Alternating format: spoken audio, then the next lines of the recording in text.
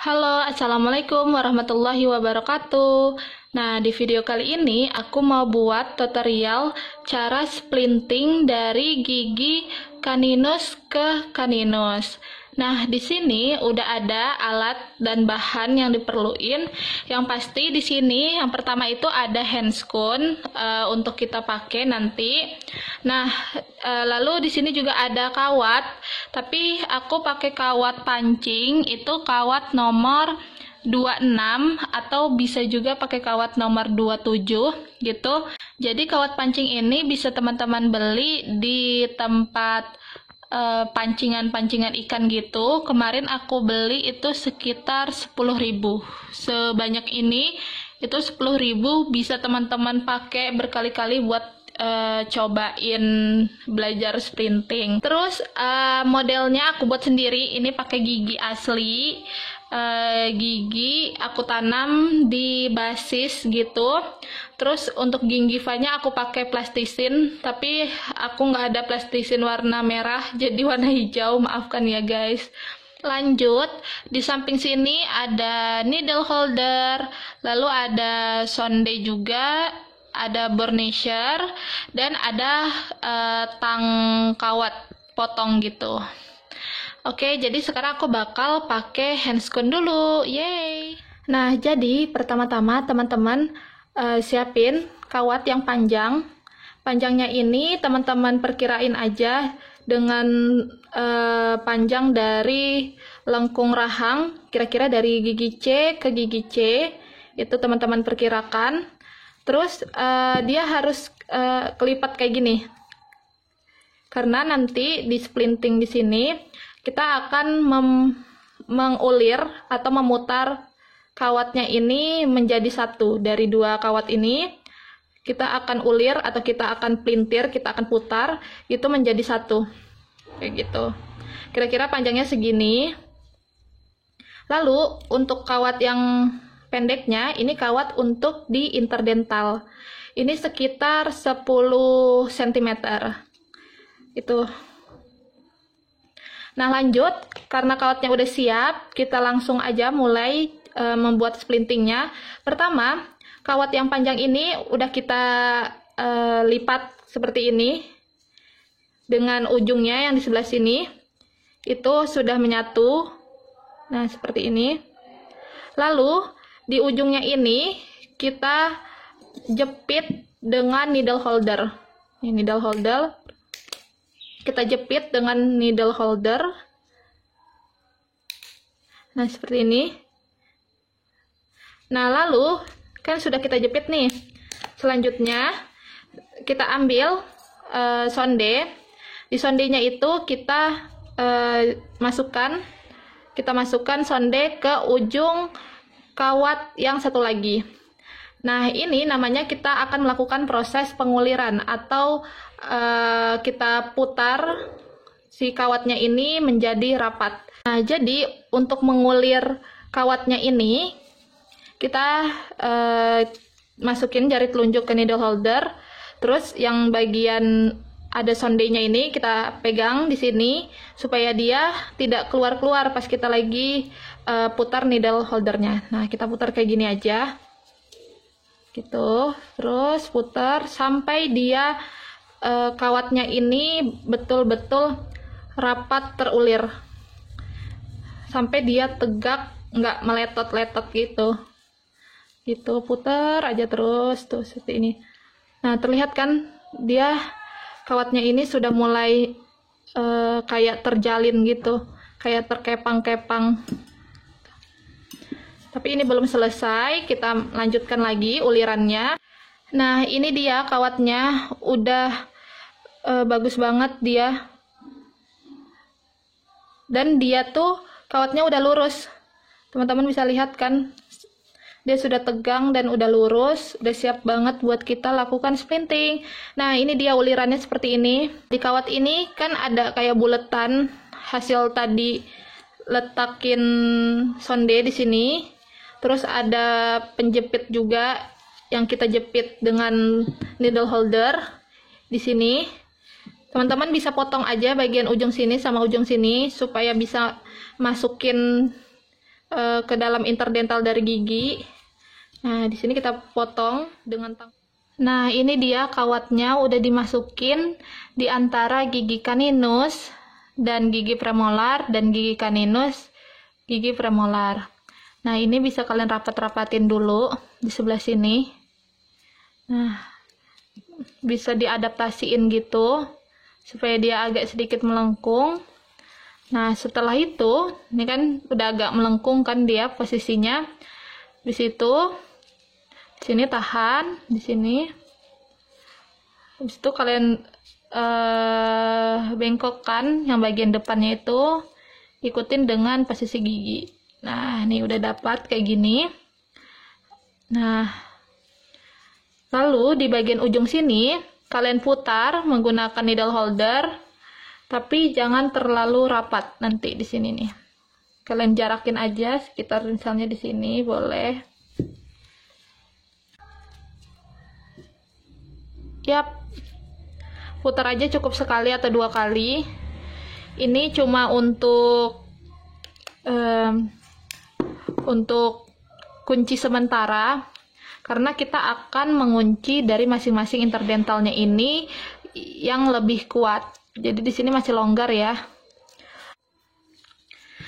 Nah, jadi tadi aku udah cobain masukin si kawat minornya ini ke interdental, tapi pas masukin ini nyangkut ke plastisin yang ada tadi di sekitar giginya itu. Terus plastisinnya lepas-lepas, akhirnya aku memutuskan untuk melepas semuanya aja plastisinnya supaya visualisasinya juga dapat ke teman-teman, jadi lebih kelihatan kawatnya ini masuk ke bagian mana-mana aja.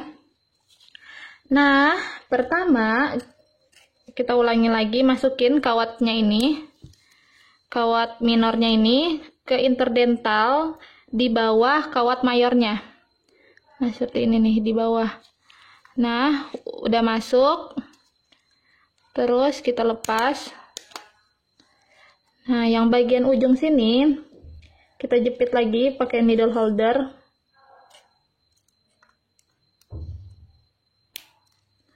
Nah, kita balikan. Lalu kita masukin ke interdental lagi, tapi di sini si kawat minornya ini harus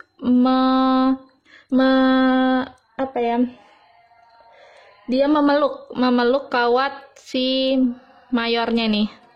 Nah, masukin ke sini. Kita masukin kayak gini. Kita ke bawahin.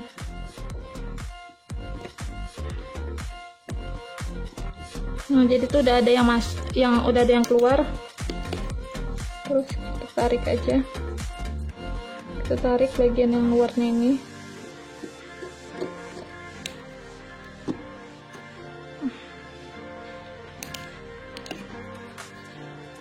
Nah, nih.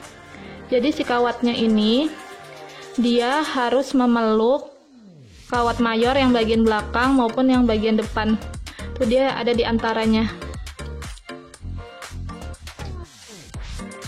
Nah, di sini kita rapat-rapatkan kawat mayornya itu ke gigi supaya tidak ada celah antara kawat dan gigi. Jadi dia memeluk erat. Lalu kita pelintir yang kawat minornya itu sambil ditarik. Gitu. Nah, setelah itu kita akan lakukan pemotongan sekitar 2-3 cm.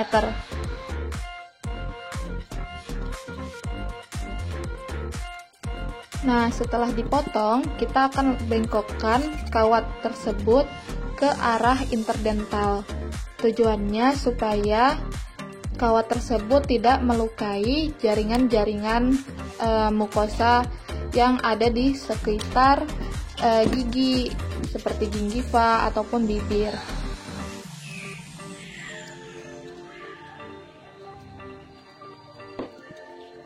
Selanjutnya, teman-teman bisa lakukan hal yang sama untuk bagian interdental gigi yang lainnya. Di sini aku masukkan kembali kawat ke interdental selanjutnya. Terus kawat tersebut tetap memeluk dari kawat mayor.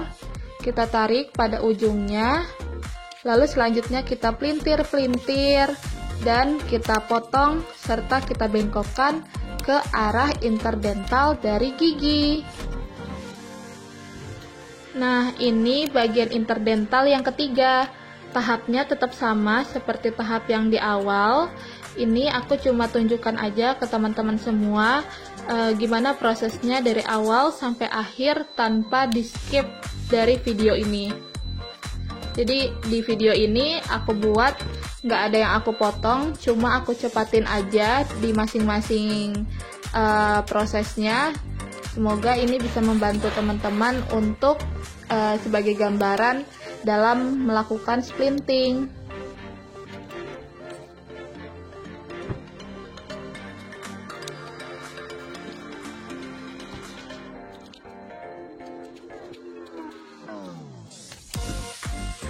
Yeay, ini kawat interdental terakhir.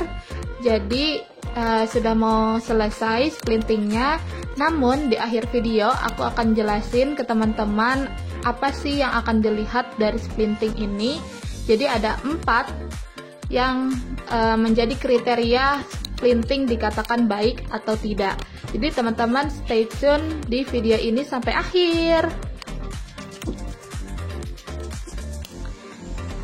Nah, ini udah selesai splintingnya. Jadi ada 4 kriteria untuk menilai splintingnya itu. Pertama, kawat tidak boleh tajam. Teman-teman bisa menjalankan jari di atas kawat, lalu handscoon teman-teman tidak boleh sampai sobek. Itu artinya kawat teman-teman tidak ada yang tajam. Kedua, kawat dan gigi harus rapat. Teman-teman bisa cek menggunakan sonde. Pastikan sonde tidak masuk antara kawat dan gigi. Periksa pada bagian depan dan juga periksa pada bagian belakang. Selanjutnya, kriteria ketiga yaitu kawat harus erat memeluk gigi. Dapat diperiksa dengan cara ditekan pada kawatnya dan kawat tidak boleh ada yang goyang. Keempat, posisi kawat mayor harus berada di sepertiga tengah mahkota. Artinya, kawat mayor tersebut tidak boleh terlalu keinsisal ataupun terlalu dekat dengan gingiva. Karena kalau terlalu dekat dengan gingiva akan menjadi tempat retensi plak. Mungkin sekian video kali ini. Terima kasih yang udah nonton. Jangan lupa like, komen, dan subscribe. Terima kasih semuanya. Assalamualaikum warahmatullahi wabarakatuh. Dadah. Dadah.